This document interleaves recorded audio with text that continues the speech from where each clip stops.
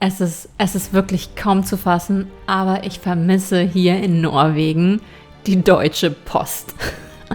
Ja, wirklich, das ist sowas von absurd, wie man sowas vermissen kann. Aber ich sag euch, Leute, ihr wisst erst zu schätzen, was ihr hattet, wenn es weg ist. Also, herzlich willkommen zu diesem Video. In diesem Video geht es um 5 Punkte, die ich an Deutschland vermisse, nachdem ich hier nach Norwegen ausgewandert bin. Und der erste Punkt ist, ich vermisse die Deutsche Post. Wer hätte das gedacht? Ich weiß, ich habe damals auch gemeckert, aber ich sag euch, das ist Meckern auf richtig hohem Niveau. Wenn ihr erstmal in Norwegen etwas versucht habt zu verschicken oder etwas zu bekommen, dann wisst ihr die Deutsche Post und die deutschen Prozesse aber richtig zu schätzen. Es dauert einfach so unglaublich lange, bis hier irgendetwas ankommt. Ja, etwas im Internet zu bestellen, lohnt sich schon fast gar nicht mehr, weil man ewig darauf warten muss. Ich habe letztens Batterien für diese kleinen Bücher bestellt, diese elektronischen Bücher für Kinder, wo Musik rauskommt, wenn man auf die Knöpfe drückt. Und ich habe einen Monat auf diese Batterien gewartet, Leute. Einen Monat. Und grundsätzlich, wenn man irgendetwas zum Beispiel aus UK bestellt, bei Amazon, irgendwie aus dem Ausland, es dauert ewig. Auch wenn man hier innerhalb von Norwegen etwas verschickt, da ist eine Woche gar nichts.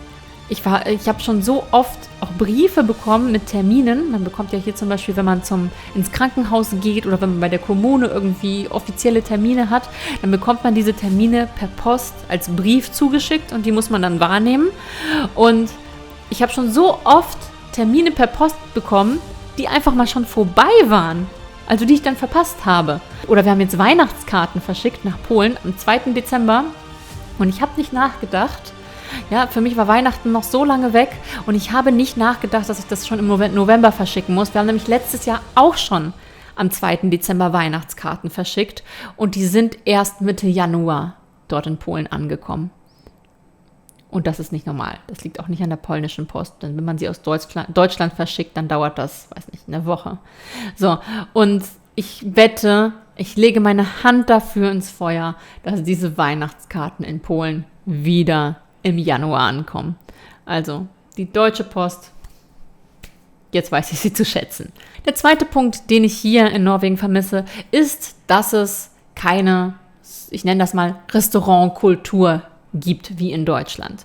Es gibt ja auch Restaurants in den großen Städten und die Norweger gehen auch in diese Restaurants, aber in Deutschland gibt es irgendwie mehr Essenskultur. Also ich würde mal sagen, jedes noch so kleine, winzige Dorf in Deutschland hat irgendwie eine Gaststätte, wo man dann lokale Hausmannskost bekommt. Erstmal ist es hier sowieso ganz schwierig, überhaupt Restaurants zu finden mit lokaler Hausmannskost. Ich meine, die haben alle irgendwie nur Fastfood und Burger. Selbst wenn es irgendwie ein Restaurant gibt in der Nähe, hier gibt es zum Beispiel eins, aber die haben nur Burger und Pommes. Dafür gehe ich doch nicht essen. Ne?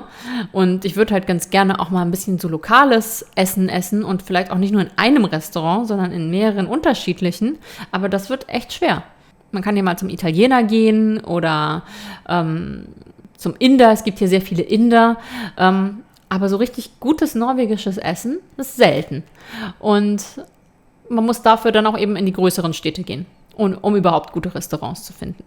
Punkt Nummer 3, was ich hier auf jeden Fall vermisse, sind regionale, frische Lebensmittel. Ich meine, okay, da kann jeder sagen, warum gehst du denn auch nach Norwegen? Ist doch klar, dass da nicht so viel angebaut wird. Ja, okay, ja, aber ich vermisse es halt trotzdem.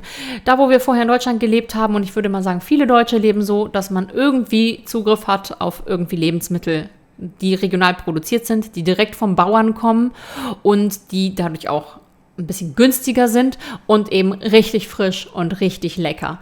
Und hier in Norwegen wird das meiste importiert. Es gibt keine lokale Paprika. Es gibt auch in den Supermärkten gibt es irgendwie keinen lokalen Brokkoli, keinen lokalen Blumenkohl, überhaupt kein lokales Gemüse. Das Einzige, was es hier wirklich aus Norwegen in den Supermärkten gibt, das sind in der Regel Kartoffeln. Und diese roten Kartoffeln, die es hier gibt, ich finde, die sind relativ geschmacklos. Ich greife dann immer auf so Bio-Kartoffeln zurück, die auch so gelb sind wie die deutschen Kartoffeln. Die schmecken mir ganz gut. Und Äpfel. Die norwegischen Äpfel sind lecker. So, aber der Rest, der wird importiert. Und das schmeckt man halt auch. Ne? Und das ist etwas, das fehlt mir hier ein bisschen. Das gute deutsche Gemüse vom Bauern. Aber die Bauern haben es ja auch gerade schwer in Deutschland. Wer weiß, ob nicht bald auch alles importiert wird. Der nächste Punkt ist, was mir hier in Norwegen fehlt, ist alternative Medizin.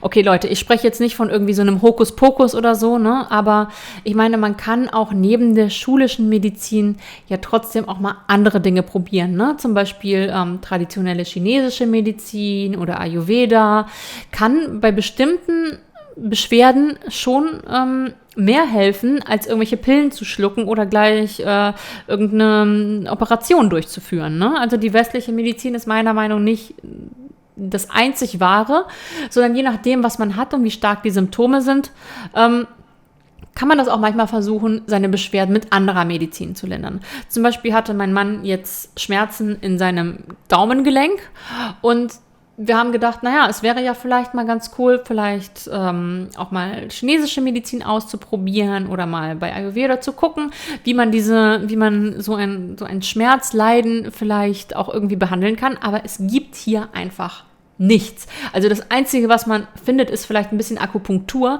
Aber Leute, chinesische Medizin ist nicht nur Akupunktur, sondern das ist das Zusammenspiel aus dem ganzen, sag ich mal, aus dem ganzen Lebensstil, aus Ernährung mit Akupunktur gemischt und so. Und das gibt's hier halt überhaupt nicht. Das Einzige, was es gibt, ist schulische Medizin. Und das hat uns auch die Ärztin dann im Krankenhaus wirklich gesagt, wir haben in der schulischen Medizin nur 2 Möglichkeiten, dein Leiden zu behandeln. Erstens, wir verschreiben dir irgendeine Pille oder zweitens, wir operieren. So. Und das ist halt etwas, das wollten wir in dem Fall nicht tun und naja, jetzt hat er immer noch Schmerzen.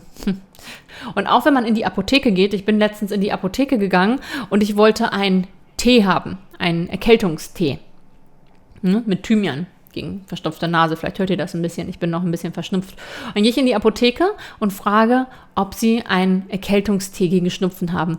Und die Frau in der Apotheke, die guckt mich an und sagt, wie, einen Tee? Und ich kam mir so dumm vor und hat sie gesagt, nee, tut mir leid, also wir verkaufen keine Tees. So sagt man, was denkst du dir? Du kannst doch keinen Tee, was willst du denn als nächstes kaufen? Vielleicht ein Mittagessen?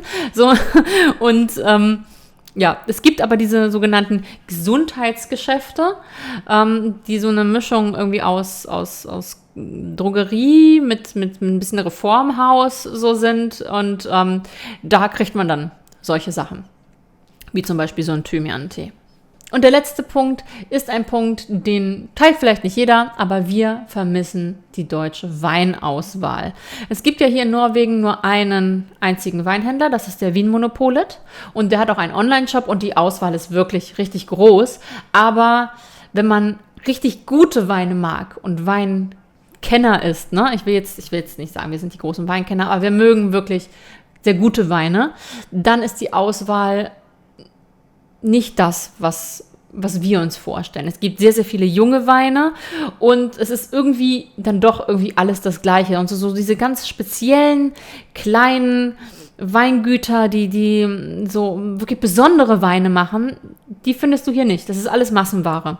Alles in großen Mengen, ist ja klar. Vinmonopolet kauft eben für ganz Norwegen ein, da werden die nicht einzelne Stückflaschen verkaufen, die man vielleicht in einem kleinen Weingeschäft bekommt.